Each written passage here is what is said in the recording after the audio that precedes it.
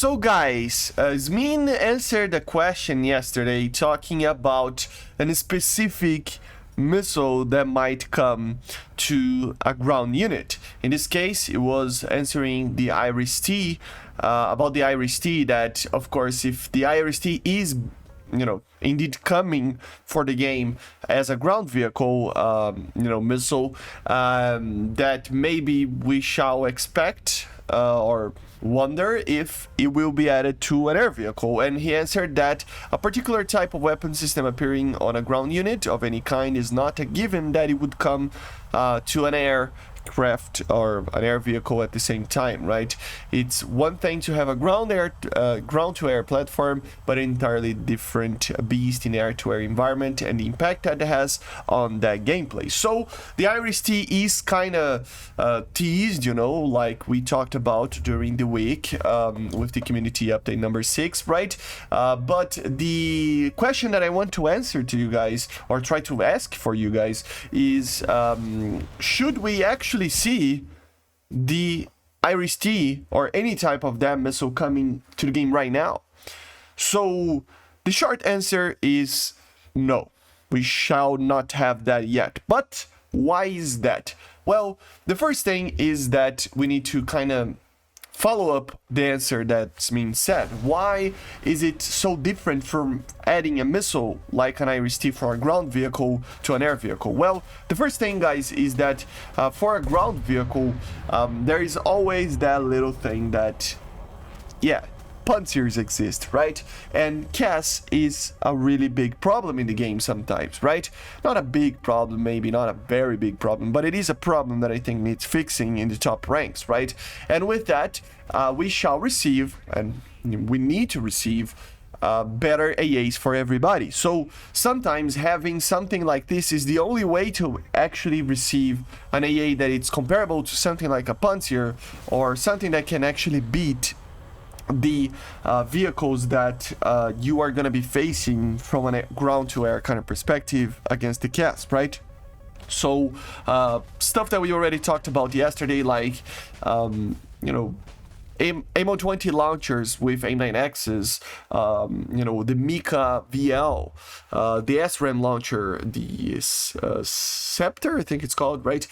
Stuff like that. Maybe it is the only way that we can actually have an AA that can deal with the modern day CAS, right? Without having heavy AAs like a Patriot system or something like that, right? We need those things ASAP. So if it's ready for it to be added to the game for an aircraft or not, it really does not matter. The thing that we know is that we need better AA systems, and if that's the only way to add it, sure. So that's the first thing. And the second thing is, let's actually take a look on the game right now, as in a way of if we actually need some missile like that. Because remember, guys, although these AA systems, they will probably receive the same missile as it is fired from aircraft, the main thing is that it's coming from a ground-launched zero-speed platform. So the range, for example, of an Iris-T, it's cut it in half, more even, when it's launched from a ground station instead of an air station. So it's already a missile that will be worse just because of that, right? But at the same time, take a look on the aircraft that would receive these missiles. The main one, there might be other ones, but the main missile, the aircraft that would receive this, is the Eurofighter Typhoon. It is the aircraft that already is one of the best in the game. So let's talk about Mika-IRs, AIM-9Xs as well. All of those missiles, the next generation of these missiles, they are only going to be able to be added to aircraft that are already the best aircraft in the game. The Rafale, the F-15E, or something like that, right? Maybe the F-18C. Maybe the F-15C, like the more modern one, the MSIP-2, right? The Python 4, maybe for the later F-16s and F-15s, right? So for aircraft that are already the best aircraft in the game. So unless we have some form of decompression, and to be honest, honestly just a need for these missiles. We do not need them right now because they are already the best aircraft that we have in the game. So it really does not change the fact that in the future we're gonna need these missiles, but right now it is not the time, especially for something like an Eurofighter and a Rafale to receive something like the Iris-T and the MiG-IR, right? And remember, guys, I think there will be a time where these missiles would be needed, right?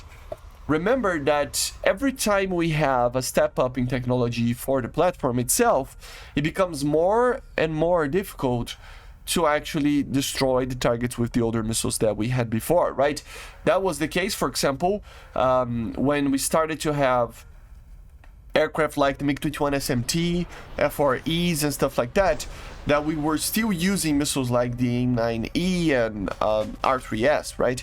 And what did they do? They added the R60. Once we started to have problems with aircraft being too good, like later models of the MiG-23 and the F-14 being added in 4th generations, they started to add all-aspect IR missiles. So every time a platform does a jump in technology and pure performance, basically, we need to step up with the missiles as well so that we can actually have a chance on fighting them, right?